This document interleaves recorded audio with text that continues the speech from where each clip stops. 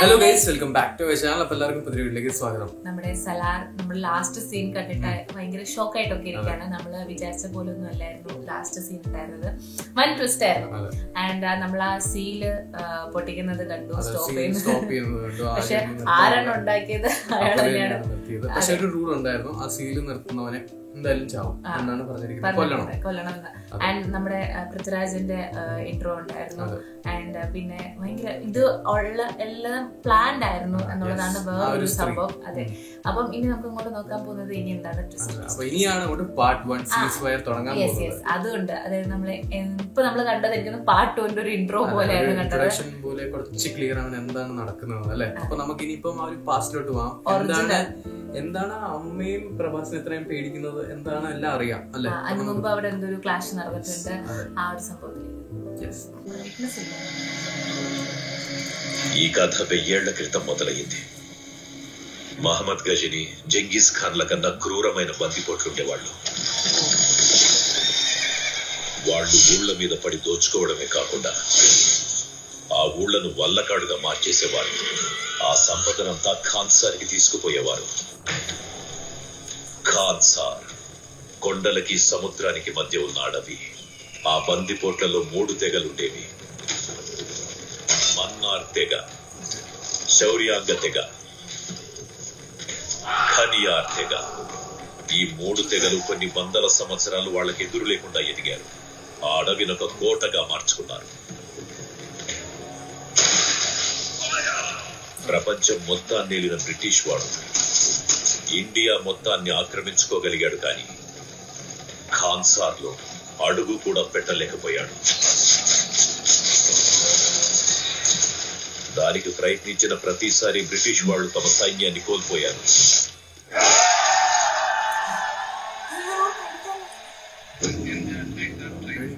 కొత్తగా ఏర్పడిన దేశానికి మరో పెద్ద సమస్య ఎదురయ్యింది. ఖాన్సార్ని ఏం చెయ్యాలా అని. 3 తెగలకు నాయకుడైన శివమన్నార్ ఢిల్లీ వచ్చాడు. ఖాన్సార్ని ఇండియా మ్యాప్ నుంచి చెరిపేసి, భారతదేశపు రాజ్యాంగం ఖాన్సార్కి వర్తించదు, కానీ ఖాన్సార్ పెట్టే ప్రతి నియమం దేశానికి వర్తిస్తుందని హెచ్చరించాడు. భారతదేశంలో జరుగుతున్న smuggling, gambling, money laundering, drugs, land, petroleum, fake currency, arms నుంచి వచ్చిన డబ్బు ఖాన్సార్ నుంచి ఫిక్స్ చేసిన పర్సంటేజ్ ప్రకారం వాళ్ళ ఏజెంట్లు నడిపించేవారు. ఖాన్సార్ అనే పదం నోటితో పలకడమే మానేశారు. భయాన్ని పెట్టుబడిగా పెట్టి చేస్తున్న ఈ వ్యాపారాన్ని అత్యంత లాభదాయకంగా మార్చుకున్నారు. తెగలకున్న వైలెంట్ నేచర్ తెలిసిన శివమన్నార్ సంపద విపరీతంగా పెరిగే కొద్దీ ఖాన్సార్ ఒక వ్యవస్థగా మార్చాలనుకున్నాడు. అందరూ ఖచ్చితంగా పాటించాల్సిన నియమాల్ని రాయించి ఆ పుస్తకానికి నిబంధన అని పేరు పెట్టాడు. ఆ నిబంధన ప్రకారమే ఖాన్సార్ని 101 భాగాలుగా చేసి, ఒక్కో భాగానికి ఒక నాయకుడిని నియమిస్తూ ప్రతి నాయకుడికి గుర్తుగా కడియాన్ని రూపొందించాడు. నాయకుల్ని 3 వర్గాలుగా విభజించాడు. 1 ఓటు కలిగిన 61 మంది కాపర్లు, కనీసం 3 ఓట్లు కలిగిన 8 మంది దొరలు, 15 ఓట్లు కలిగిన శివమన్నార్ తనను తానే ఖాన్సార్కి కర్తగా నియమించుకున్నాడు. శివమన్నార్ ఒకరోజు చనిపోయాడు. 3 తెగల ఒప్పందం ప్రకారం శివమన్నార్ పాలన తరువాత ఖాన్సార్ని శౌర్యాంగ తెగ నాయకుడైన ధార కర్తగా పరిపాలించాలి. అయితే రాజమన్నార్ తన తండ్రి కుర్చీని వేరే ఎవ్వరికి ఇవ్వదలుచుకోలేదు. అందరూ నా కుర్చీని చూస్తారా? శౌర్యాంగ తెగలో ఒక్కడు కూడా మిగలకూడదు. మనం ఎదుర్కోగలమా? వాళ్ళని చంపాలంటే ఒక్కటే మార్గం. ఆడ మగ పిల్ల చెల్ల ఒక్కడు కూడా మిగలకుండా నిద్రపోతున్నప్పుడే చంపేయాలి. ఒక్క ప్రాణం మిగిలిన శౌర్యాంగ ప్రతీకారం ఊహించుకోలే.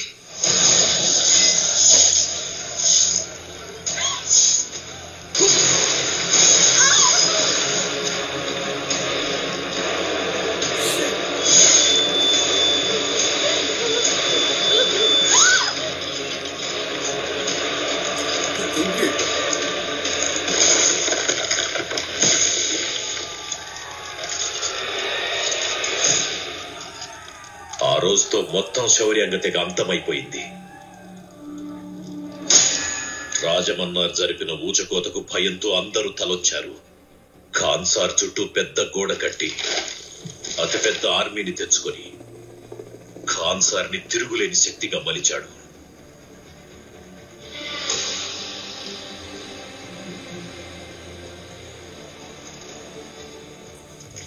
రాజమన్నార్ 61 మంది కాపర్లతో పాటు దొరలుగా ఉన్న 8 స్థానాల్లో 5 స్థానాలు ఖనియార్ల తెగకు కేటాయించాడు. వాలి, గురు, చీక, రంగ, నారంగ్ మిగిలిన 3 స్థానాలు తన కుటుంబ సభ్యులకిచ్చాడు. ఓం రాజమన్నార్ మొదటి భార్యకి అన్న, భారవ రాజమన్నారికి అల్లుడు, రుద్ర తన మొదటి భార్య కొడుకు, రాధారమ రాజమన్నార్ మొదటి భార్య కూతురు, రాజమన్నార్ గౌరవం, రాజమన్నార్ గర్వం.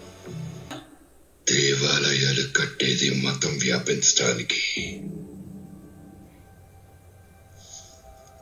రాజ్యాలు పాలించేది వారసత్వం వ్యాపించడానికి, ఖాన్సార్ ని నిర్మించింది కేవలం ఒకే ఒకటి వ్యాపించడానికి.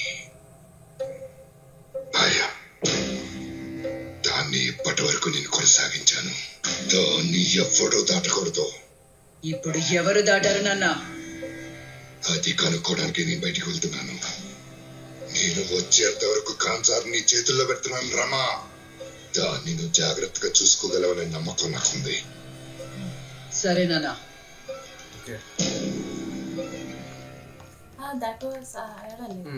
కట్ట, మీ నిర్ణయాన్ని ఎవరు కాదనరని నాకు తెలుసు.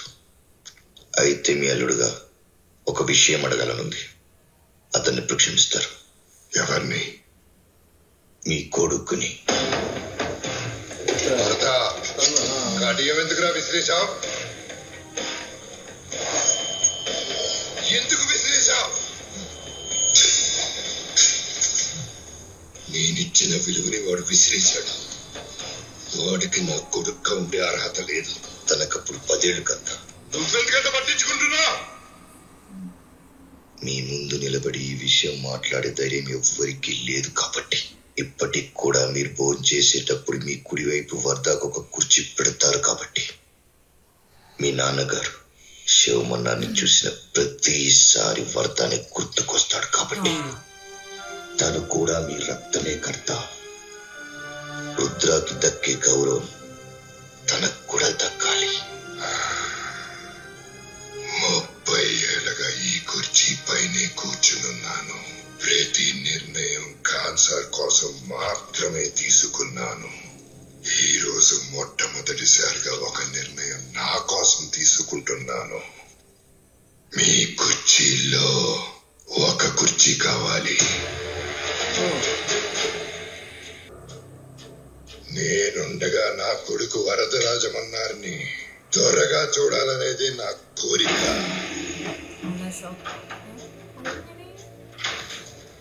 వరద రాజమన్నార్ 2వ భార్య కొడుకు. చిన్నప్పుడే ఒక కడియం త్యాగం చేయడం వల్ల ఇన్నేళ్లు దొరకాలేకపోయాడు.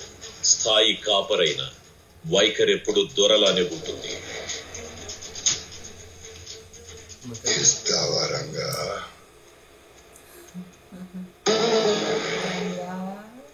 మీరు అడగకూడదు కర్త, ఆజ్ఞాపించాలి. నేను ముఖ్యమైన కారణం వల్ల ఖాన్సార్ నుంచి బయటకు వెళ్తున్నాను. తిరిగి వచ్చాక వరదరాజమన్నార్ని త్వరగా చేసే క్రతువు పూర్తి చేయాలి. బలే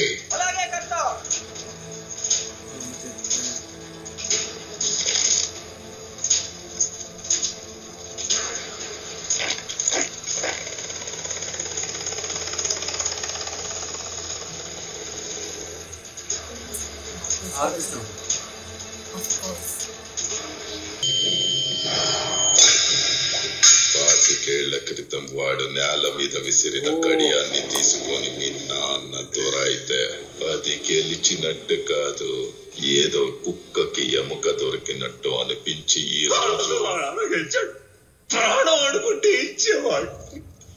ఇచ్చి ఎలా ఇస్తాడు? వదిలేసుకో. వదులుకుంటావా రంగా? కర్త రాజమన్నారు మాట దాటకూడదు కదా. రాజమన్నారు ఆజ్ఞ కంటే ఇంకా పెద్ద ఆజ్ఞ ఒకటి ఉంది, ఖాన్ సార్ నిబంధన. ఆ నిబంధనలో అతి ముఖ్యమైన నియమం ఒకటి ఉంది. బలమున్నోడిదే రాజ్యం, బలమున్నోడిదే కుర్చీ. రంగా నీది ఇప్పుడు పుట్టిన పగ, కాని రుద్ర పగ వరద పుట్టినప్పటి నుంచి. మీపై ఎందుకింత ప్రేమ, దీంట్లో నాకేంటని మీరు అనుకోవచ్చు. ఈరోజు నిన్ను లేవమన్నాడు, రేపు నన్ను లేవమంటాడు. కానీ నిబంధనలో అది లేదు. నేను నిన్ను కొడతా, నువ్వు నన్ను కొట్టు, పోరాడదా.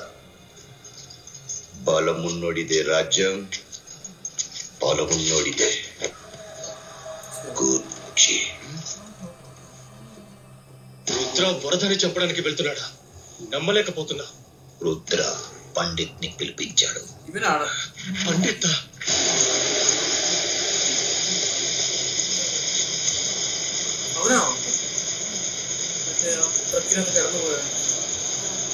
రాజమన్నారు తిరిగి వచ్చాక వరద దొరవుతాడు. మా అన్న దొరాయట.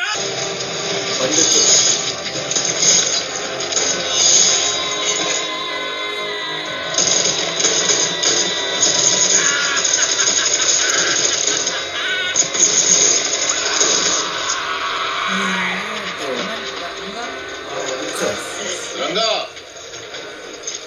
నీకు వాడి పీక కావాలి, నాకు వాడు పెట్టుకున్న మన్నార్చి గర్వం కావాలి.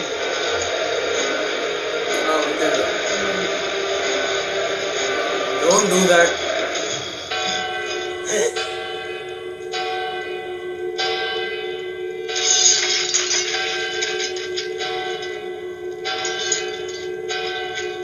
నిబంధన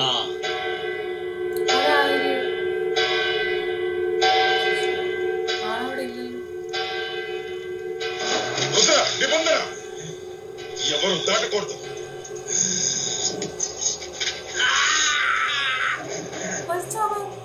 కాన్స్టిట్యూషన్ బిల్ అడిగినారు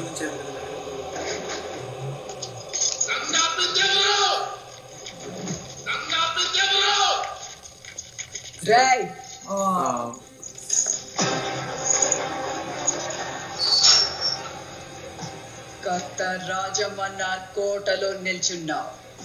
ఆయన ఉన్నా లేకున్నా గొంతు లేవకూడదు, నోరు జారకూడదు. ఆపింది నేనే. నువ్వెలా ఈ నిర్ణయం తీసుకుంటావు? కర్తకి బదులుగా నేనున్నాను కాబట్టి మీరింకా ఇక్కడ నించున్నారు. ఇదే నా నిర్ణయం అయి ఉంటే ఇప్పటికి మీ తలలు తెగిపడేవి. భలే అమ్మా, ఇప్పటి నుంచి ఖాన్సార్ లో ఉన్న ప్రతి ఒక్క దొరలు కాపరుల మధ్య జరిగే ఎలాంటి వైలెన్స్ నైనా ఆపే ప్రధాన ఆదేశాల మేరకు ఈ రోజు నుంచి ఖాన్సార్ లో సీజ్ ఫైర్ అమలు పరుస్తున్నా.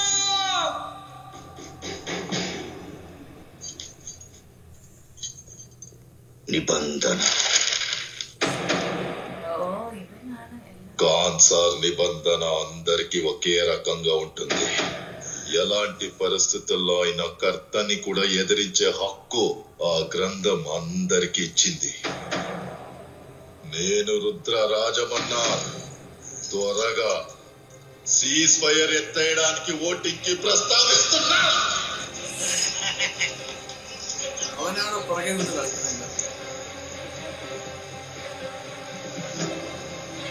ఖాన్సార్ నిబంధన ప్రకారం ఈ రోజు నుంచి 9 రోజుల తరువాత ఓటర్లలో ఓటింగ్ జరుగుతుంది. సైకో. ഇതിനകത്ത് കുറെ കാര്യങ്ങൾ എക്സ്പ്ലെയിൻ ചെയ്തായിരുന്നു, 3 ട്രൈബ്സിനെ പറ്റിയും പിന്നെ അങ്ങനെ കുറെ ഹിസ്റ്ററിയും കുറെ കാര്യങ്ങളും പറഞ്ഞു, കുറെ കൺഫ്യൂഷൻ ആയി. പഠിക്കുമ്പോൾ ഓരോ ഡേറ്റ്സ് ഒക്കെ ഓർത്തുന്നത്, ഓരോ ട്രൈബിനൊക്കെ ഇനി ഓർത്തുന്നത് ആരുടെ ടീമാണ് എന്തൊക്കെയാണെന്നൊക്കെ ഉള്ളത്. അപ്പൊ പിന്നെ അത് മനസ്സിലായി. മറ്റേ നമ്മുടെ പൃഥ്വിരാജ് യങ് സമയത്ത് സാക്രിഫൈസ് ചെയ്ത അതാണ് ഇപ്പൊ തിരിച്ചു.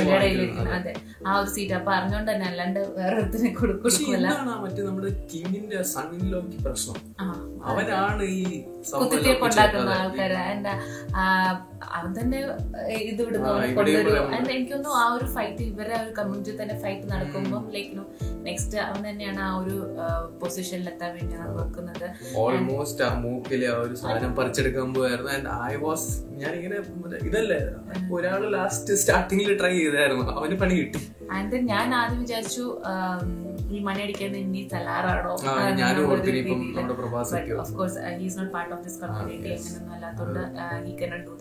അതല്ലാണ്ട് എനിക്ക് തോന്നുന്നു നമ്മുടെ പൃഥ്വിരാജിന്റെ ഗ്രാൻഡ് ഫാദറുമാണ് സെയിം ഡുവൽ റോൾ ചെയ്തത് അല്ലെ. അപ്പം അങ്ങനെയൊക്കെയാണ്. എന്തിനാണ് നമ്മുടെ രാജാവ് പോയിരിക്കുന്നത്, തിരിച്ചു വരുമ്പോൾ എന്തായിരിക്കും അവസ്ഥ എന്നൊക്കെ ഉള്ളത് ഇനി കാണാൻ ഇരിക്കുന്നതേ ഉള്ളൂ. കുറച്ച് എക്സൈറ്റിംഗ് ആയി, പക്ഷെ ഒത്തിരി കോൺസെൻട്രേറ്റ് ചെയ്യേണ്ടി വരുന്നുണ്ട്. കുറെ ക്യാരക്ടേഴ്സ് ഉണ്ട് അല്ലേ, കുറെ ക്യാരക്ടേഴ്സ് ഉണ്ട്, കുറെ എന്താ പറയാ പ്ലോട്ട്സ് ഉണ്ട്. അപ്പം ഇവരൊക്കെ വന്നും മാറിക്കൊണ്ടിരിക്കും. ആൻഡ് ദെൻ നമ്മളിപ്പം എന്താണ് ബാക്ക് സൈഡ് സ്റ്റോറിയാണ് കണ്ടുകൊണ്ടിരിക്കുന്നത്. സോ അങ്ങനെ